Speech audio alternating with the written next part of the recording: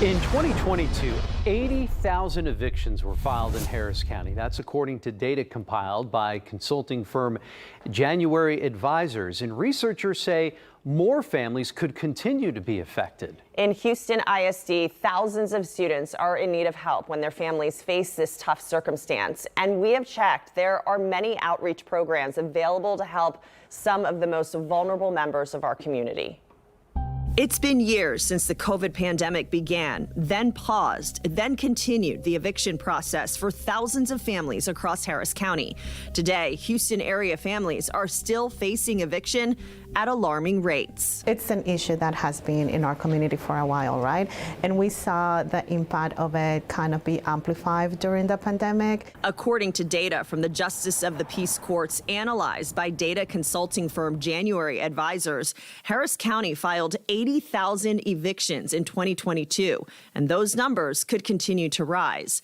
Dr. Castillo, who helps run student support services at Houston ISD, says in the largest school district in the state, 80% of HISD students are economically disadvantaged. It is proven by research that when our students' well-being is taken care of, that they can do better in academics. And Dr. Castillo says that well-being means having stability in their home life. That includes having basic needs met, like food and housing. When we see families, coming through our doors seeking help, we try our very best to make sure we can either provide for the need right there and there. Many need shelter because they have already been evicted. Some families, though, have just started the eviction process. We always want them to know two things. One, that we have resources that can help them, so it doesn't have to get to that piece. And then two, we have, a plethora of student support services. Crystal McConnell and her family went through the eviction process. Houston ISD helped connect her to services to get her rent back on track.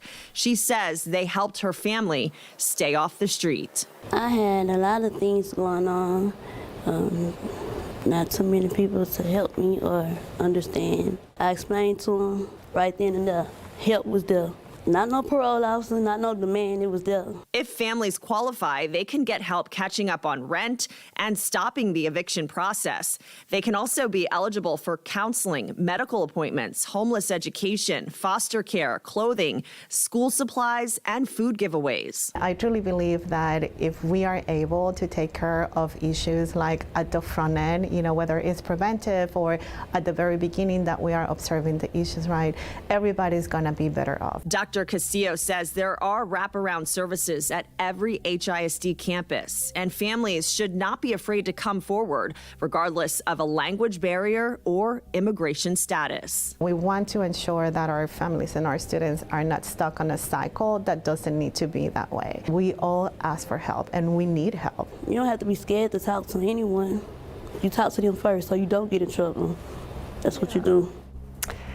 Dr. Castillo says the first step is to let a school counselor know your family needs. They can go right to their HISD campus. A counselor will connect them to the right department. They can fill out a student assistance form, or anyone can fill it out for them. The school will then follow up with a plan of action. Also, for families dealing with food insecurity right now, every week the Brock Re-Engagement Center will hold a food giveaway for families in need at 1417 Houston Avenue. The next food giveaway will be held on April 26th, beginning at 9 a.m. You can use the entrance on Edwards Street. So definitely check into these resources if you are needing some help.